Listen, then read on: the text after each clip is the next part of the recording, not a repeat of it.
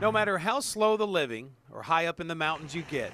Everybody knows most everybody. There's been people that's moved in the last several years just to get away from, Dallas or Oklahoma City. Can you ever really get away from it all? Is this tearing Smithville apart? We aren't talking country living with the Smithville, Oklahoma school superintendent, Delbert McBroom. We're talking about suicides. One of his students killed himself just before the start of the fall semester. Still no answers in that case? Still no answers.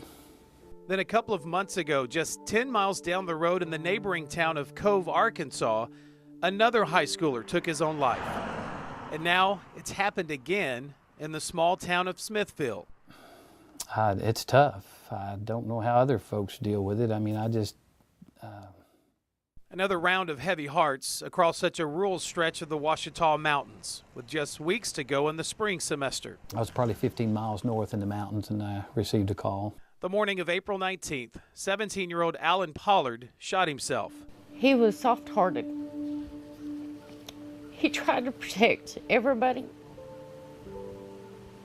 He tried to get along with everybody. Alan's mother says his signature on his suicide letter is just the final chapter in pages and pages of cries for help. How hard has it been for you to read this? It was hard. You see, Alan had been keeping a journal, only for a couple of weeks. I had to see what he wrote before I turned it over to the sheriff's office. But it details episodes of alleged stalking, threats, and intimidation. Immediately after he and his mother filed a complaint with the McCurtain County Sheriff's Office, he began keeping these personal notes. February 23rd, he writes he was flipped off by two particular students. February 25th, he says he was threatened by one of those students. Shut it or I will, and you won't be walking when you leave this one. He writes the student also jabs a finger in his cheek. There are multiple entries of being stared at, followed, harassed, all in a short 14-day span. Do you have a group of kids that are, in essence, terrorizing other students? I have a group of kids that they're not necessarily terrorizing other students. It's been pretty quiet here for a while. Intimidation, stalking, following, threatening, that's bullying. She says her son Alan was bullied to death. Were you ever concerned that he was being bullied at any time? I was concerned. But Superintendent McBroom stopped short of saying bullied and even added that Alan may have also shared in at least part of the blame. People get very brave text messaging and Facebook, so I'm not sure what all occurred between texting. It definitely played a part in some of the inciting of things that took place. He was so frustrated because nobody was helping. Nobody was doing anything. Alan's mother says long before he started keeping the journal, her son had repeatedly been threatened and once jumped by one of these students. Why do you feel he was targeted? He was told that he needed to leave his girlfriend alone. He was white. She was Indian. She needed to stay with her own kind. Alan's mother claims many in this town and all across the Ouachitas know what's really going on here. She says a group of students who call themselves the Choctaw Mafia, among other names, have been terrorizing other students, even locals, on campus and off. Why go through all this? Because it needs to get out there. It needs to stop. There's more kids in that school. As I was told the other day, there's more Allens out there walking around on the school campus. A simple internet search of two students' names given to me by Alan's mother turned up a Facebook page. It looks to be shared by two Smithville students. In their last post, they openly wrote about Alan's death, that they're not a gang nor mafia, and deny any responsibility in his death. There is also a number of video postings full of profanity, the F word, and many others. In one video, the student calls another person, whose name we won't say, quote, a little pale-complected white expletive. He then continues by saying, quote, because I hate all y'all, end quote. Back in February, they got a hold of my daughter. This is the mother of Alan's girlfriend. She says this same group attacked her daughter in neighboring LaFleur County. They held her down while the one that was head of the supposedly gang raped her. Then they burned her and threatened her. I don't know what to think. I don't know what to do. Alan's mother says her son fell further into turmoil by trying to protect his girlfriend from these students.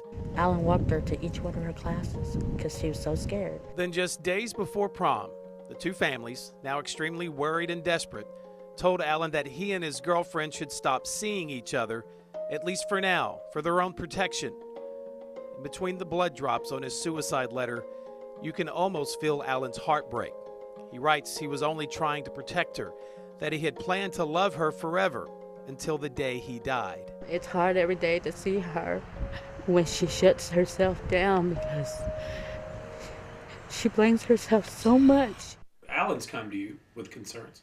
The superintendent admits teachers, administration, and some off-duty law enforcement who live in the area, if they're home, are about the only line of immediate defense up here. We're at the north end of McCurtain County, so there's very little law enforcement presence here, and we're at the south end of LaFleur County. And with no on-campus resource officer, McBroom says sometimes they're just on their own. After repeated attempts, I've finally got a hold of the McCurtain County, Oklahoma sheriff. I wanted to ask him about this group of teens in the Smithville area that many call a wannabe gang, Alan's suicide investigation, and I wanted to ask about this video I found posted on YouTube.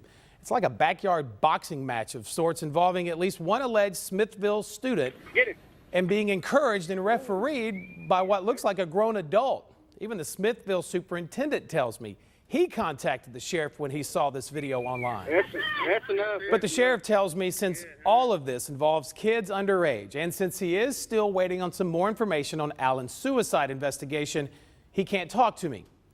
Even though just 5 days after Alan's death, the local paper, the McCurtain County Gazette, printed this: that bullying was not the cause of the teen's death, officials believe.